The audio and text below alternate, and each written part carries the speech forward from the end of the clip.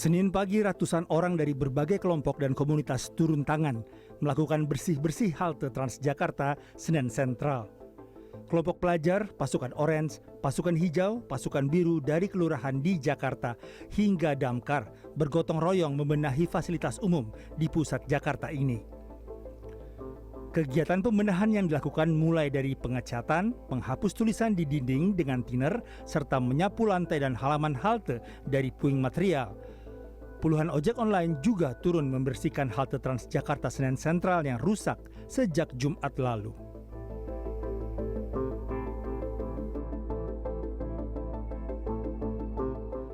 Majelis Ulama Indonesia mengajak masyarakat untuk menghentikan aksi demo yang bersifat anarkis hingga menimbulkan kerusakan dan kerusuhan bagi publik.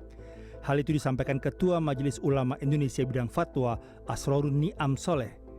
Selain itu, ia juga meminta kepada para pejabat untuk menunjukkan sikap empati yang bisa menjadi langkah efektif mencegah konflik sosial.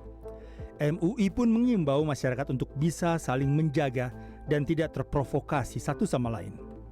Agenda untuk lakukan perbaikan negeri ini jangan sampai ternodai dengan hal-hal yang bersifat destruktif. Dan jangan sampai kemudian muncul infiltrasi dari sekelompok orang yang memang menghendaki kondisi chaos di bangsa dan negara kita. Karena itu masyarakat perlu saling waspada, perlu saling menjaga kondusivitas kehidupan sosial, kehidupan bermasyarakat. Gubernur Daerah Istimewa Yogyakarta Sri Sultan Hamengkubuwono ke-10 mengumpulkan rektor dan wakil rektor dari 10 kampus di Yogyakarta. Mereka dikumpulkan di Kepatihan, kompleks kantor Gubernur DIY pada Minggu malam. Gubernur meminta agar para pimpinan kampus memberikan pengertian kepada para mahasiswanya untuk tak mudah terpancing kericuhan. Gubernur tak melarang adanya penyampaian aspirasi dengan cara-cara yang tanpa kerusuhan.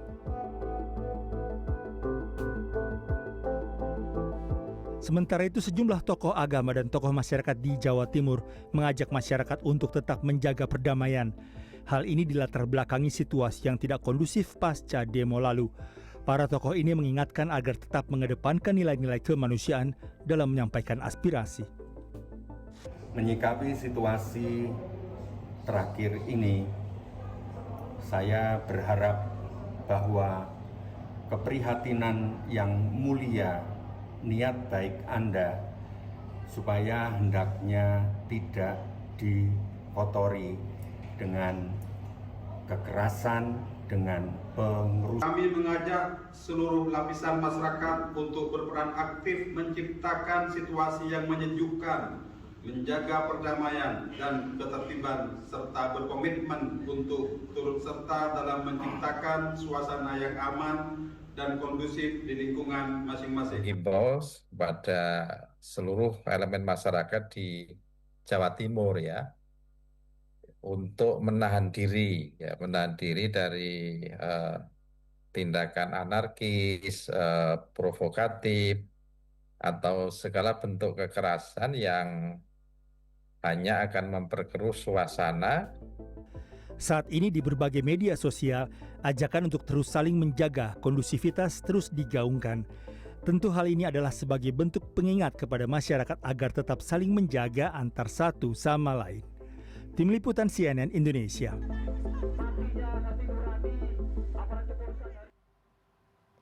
Indonesia harus berbenah, itulah yang jadi aspirasi hampir seluruh lapisan masyarakat atas demonstrasi belakangan ini. Dan di studio CNN Indonesia sudah hadir 3 narasumber saya pada malam hari ini untuk membedah sekiranya apa saja yang butuh dibenahi dengan cepat. Yang pertama saya sapa dulu ada Pak Anwar Abbas, Ketua Pimpinan Pusat Muhammadiyah. Terima kasih Buya sudah hadir di studio CNN Indonesia.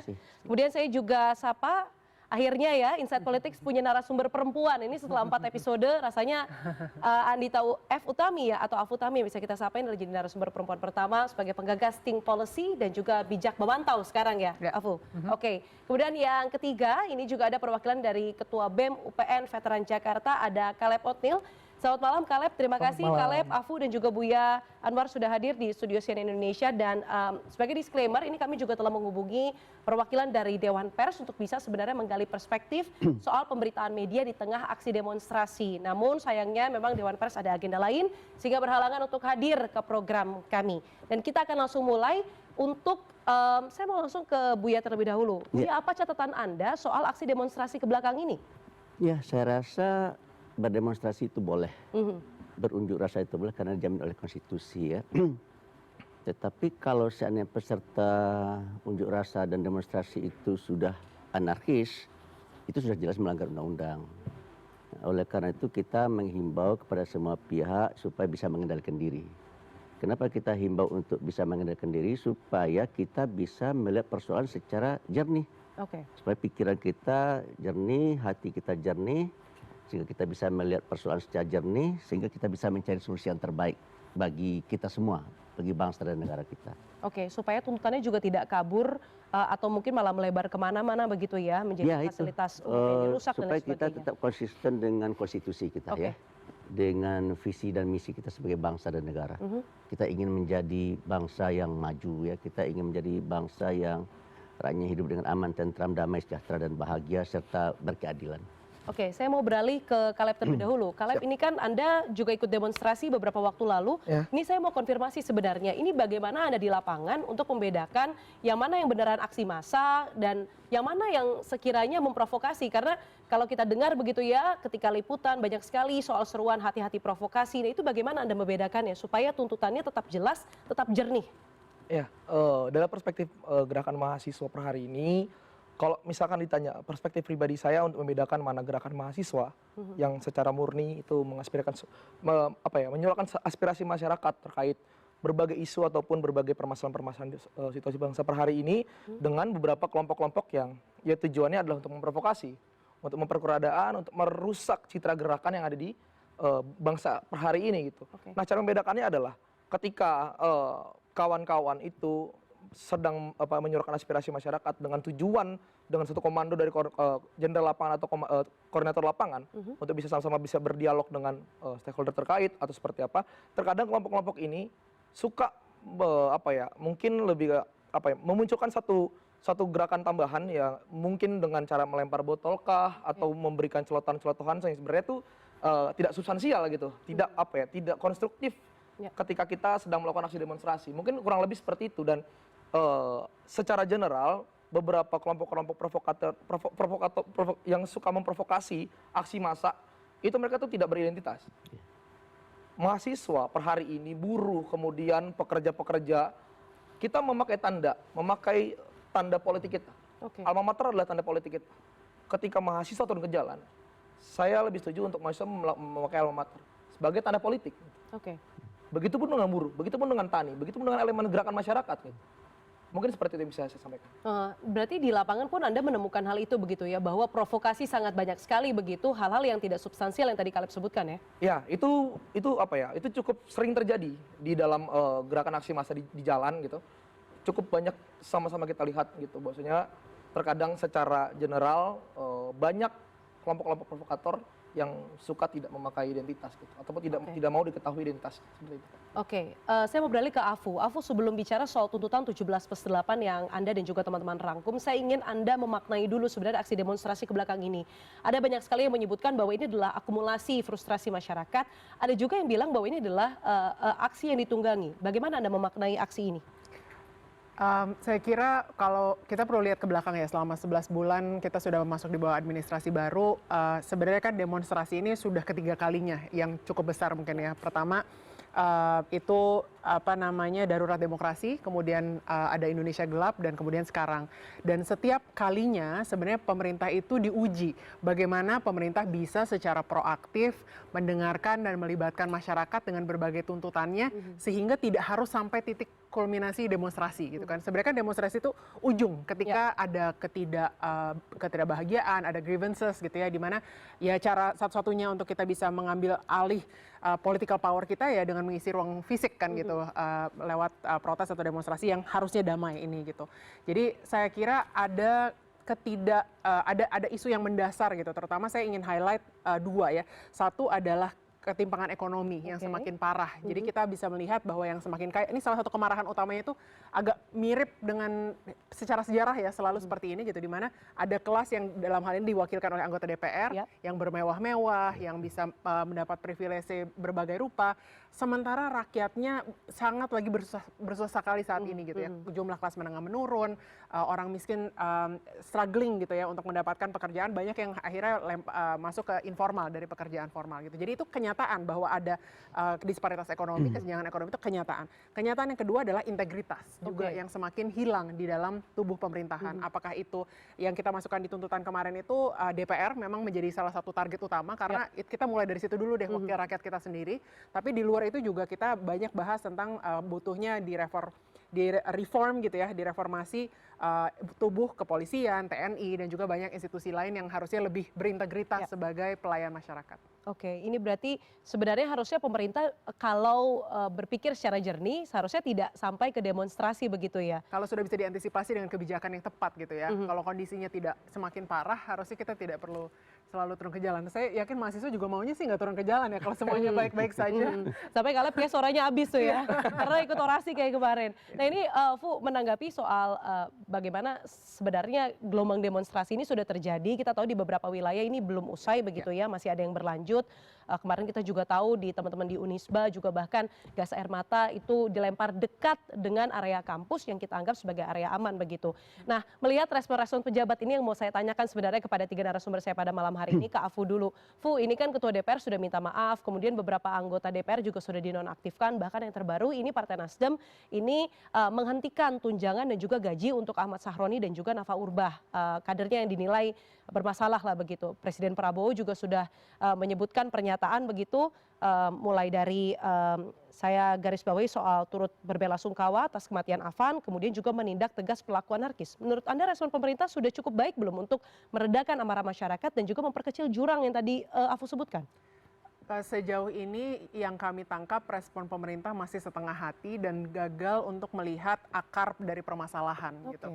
Karena banyak dari respon-responnya itu sifatnya di tataran permukaan gitu ya bisa dibilang. Jadi misalnya oke, ada statement presiden terkait dengan minta maaf dan sebagainya, tapi bahwa sebagian besar narasinya itu kembali ke anarki tentang mengamankan dengan segala cara, itu gagal melihat frustrasi yang benar-benar amarah yang benar-benar dirasakan oleh masyarakat saat ini gitu. Jadi alih-alih itu kalau misalnya benar-benar mau menargetkan menyelesaikan akar masalahnya, sebenarnya kita butuh reform yang lebih menyeluruh gitu. Kita bukan butuh speech-nya saja, tapi reform yang menyeluruh. Apakah kita tetap perlu apresiasi bahwa ada ketua-ketua parpol yang berusaha melakukan hal yang tepat gitu, misalnya tadi dengan memang pertama menonaktifkan, kemudian juga memberhentikan tunjangan dan sebagainya.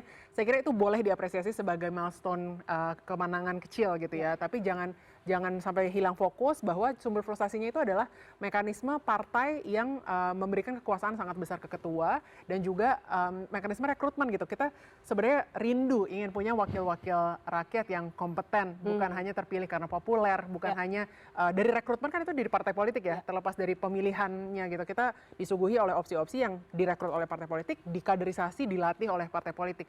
Jadi ketika ada kegagalan empati, nir empati dari statement yang keluar dari seorang anggota DPR, padahal satu-satunya, the only job of seorang anggota DPR adalah mewakili rakyatnya kita, berarti kan ada yang salah.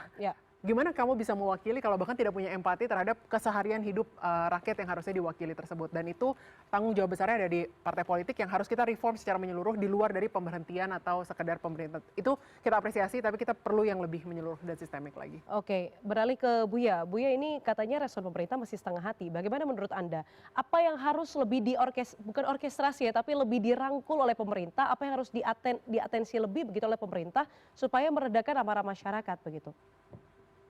Ya, dalam bahasa yang agak simplistik ya, Pak Prabowo ini apes gitu aja kesimpulan saya. Apesnya dari segi apa, Bu ya? Ya sebenarnya masalah ini sudah terjadi dari dulu. Yang dikeluhkan oleh masyarakat kan adalah birokrasi kita penuh dengan KKN. Ya kan? Korupsi, kolusi, nepotisme, dan itu penyakit itu sudah luar biasa, tidak hanya sekarang, sejak dari dulu. Bahkan Profesor Mahfud MD mencoba membuat perbandingan antara Orde Baru dengan Orde Reformasi. Apa beda Orde Baru dengan Orde Reformasi? Kata beliau ya kalau di zaman Orde Baru korupsi itu hanya ada di lembaga legislatif, Oke. di lembaga eksekutif. Sementara di era reformasi sudah menjalar ke lembaga legislatif dan lembaga yudikatif. Jadi reformasi ini sudah membawa malapetaka menurut saya ya. Karena di era reformasi inilah yang namanya korupsi, kolusi, nepotisme berkembang biak Oke. gitu. Dan begitu terjadi pergantian rejim dari Pak Jokowi kepada Pak Prabowo, ya tiba-tiba ya meletuslah kayak gini. Sebenarnya intinya yang dikeluhkan oleh masyarakat itu adalah hentikan KKN gitu ya. Iya. Hentikan korupsi, kolusi, nepotisme. Melihat bagaimana respon pemerintah soal presiden misalnya meng-highlight soal kita sebut saja ada kenaikan pangkat untuk polisi yang terluka begitu ketika menjenguk di RS Polri. Menurut Anda itu sudah tepat belum sih untuk mengobati luka demokrasi kita begitu? Ya kalau menurut saya ada yang jangka pendek, ada yang jangka menengah, jangka panjang ya. Ada saja tindakan-tindakan yang dibuat oleh pemerintah yang jangka pendek bagus, tapi jangka menengah, jangka panjang tidak menyelesaikan masalah. Oke. Gitu ya. Oleh karena itu saya terus terang saja melihat yang sangat penting sekarang dirumuskan adalah kira-kira apa sih tuntutan dari masyarakat ini. Mereka minta supaya KKN dihentikan. Betul. Yang kedua supaya hukum ditegakkan, ya kan gitu ya. Supaya tadi yang dibilang Mbak Utami tadi kesenjangan sosial ekonomi supaya diatasi gitu kan. Dalam bidang ekonomi misalkan ya pencari kerja luar biasa, PHK juga luar biasa. Saya sangat terkejut sekali ketika Pak Yusuf Kala menyatakan perusahaan beliau memerlukan 20 insinyur. Yang melamar 23.000, coba bayang itu ya. Itu apa itu? Berarti sudah ada masalah dalam dunia perekonomian kita dan dalam dunia pendidikan kita ya. Berarti antara dunia pendidikan kita dengan dunia apa kita, dunia usaha kita tidak nyambung, tidak ada link and match itu. Ya oleh karena itu bagi saya terpikir ya ini harus diselesaikan secara bersama-sama ya. Oleh karena itu menurut saya ya semua kita harus berbuat do the best. DPR harus berbuat do the best, polisi harus berbuat do the best, kemudian pemerintah juga harus berbuat do the best, kemudian masyarakat juga harus berbuat do the best. Gitu. Kita harus giring semua elemen bangsa ini supaya berbuat do the best. Oleh karena itu diperlukan sistem. Bersama-sama memperbaiki bersama-sama secara kita kesadaran perbaiki diri bangsa begitu ya Bu ya. Bangsa ini tidak bisa diurus oleh pemerintah saja. Bangsa ini tidak bisa diurus oleh polisi saja. Bangsa ini tidak bisa diurus oleh DPR saja. Bangsa ini tidak bisa diurus oleh rakyat saya. Rakyat perlu pemerintah, rakyat perlu DPR, rakyat perlu polisi. Oleh karena itu semua elemen bangsa ini harus bekerja sama dalam membangun negeri supaya negeri ini bisa menjadi negeri yang sesuai dengan kita harapkan dan idam-idamkan. Jadi maju, tapi juga tidak hanya sekedar maju, biar keadilan dan berakhlak mulia. Saya mau beralih ke Caleb, tapi tunggu dulu Caleb, tolong jawabnya usai jeda karena kita harus jeda terlebih dahulu. Tetaplah bersama kami, Insight Politics with Diana Valencia akan segera kembali.